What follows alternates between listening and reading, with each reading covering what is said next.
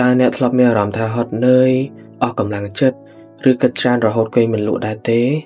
ជីវិតតែងតែមានសម្ពាធប៉ុន្តែអ្វីដែលសំខាន់គឺរបៀបដែលយើងថែរក្សាផ្លូវចិត្តរបស់យើងចឹងវីដេអូហ្នឹងគឺខ្ញុំមានកលឹះងាយ4យ៉ាងដើម្បីជួយឲ្យផ្លូវចិត្តរបស់យើងហ្នឹងគឺត្រឡប់មកស្រស់ថ្លានិងរឹងមាំជាងមុនទី1ឈប់ប្រៀបធៀបខ្លួនឯងជាមួយអ្នកដទៃនៅលើបណ្ដាញសង្គមមនុស្សម្នាក់ៗបង្ហាញតែភាពជោគជ័យនិងផ្នែកដ៏ល្អឥតខ្ចោះរបស់ពួកគេតែប៉ុណ្ណោះកុំយកជីវិតពិតរបស់យើងទៅប្រៀបធៀបជាមួយនឹងផ្ទាំងទស្សនីយភាពរបស់អ្នកដទៃ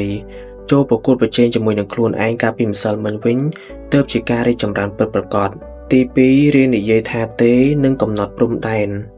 ផ្លូវចិត្តរបស់យើងចុះខ្សោយក៏ព្រោះតែយើងព្យាយាមធ្វើឲ្យគ្រប់គ្នាពេញចិត្ត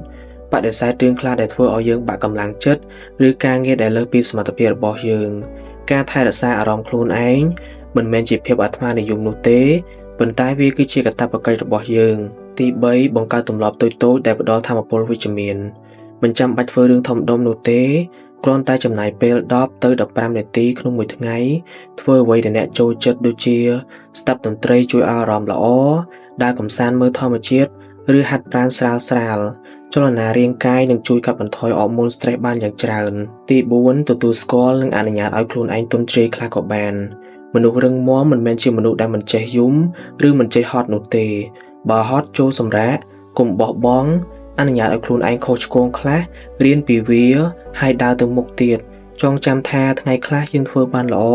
ថ្ងៃខ្លះយើងបានត្រឹមតែឆ្លងផុតមួយថ្ងៃក៏ជាថ្ងៃដែលជោគជ័យមួយដែរផ្លូវចិត្តដែលរឹងមាំមិនមែនកាត់ឡើងក្នុងរយៈពេលមួយថ្ងៃនោះទេវាត្រូវការពេលវេលានិងការអនុវត្តរាល់ថ្ងៃចូលផ្ដល់ក្តីស្រឡាញ់និងចិត្តល្អចំពោះខ្លួនឯងឲ្យបានច្រើនបើអ្នកគិតថាវីដេអូនេះមានប្រយោជន៍កុំភ្លេចចុច like follow និង share ទៅកាន់មនុស្សដែលអ្នកស្រឡាញ់ផងជួបខ្ញុំនៅវីដេអូក្រោយទៀតបាយបាយ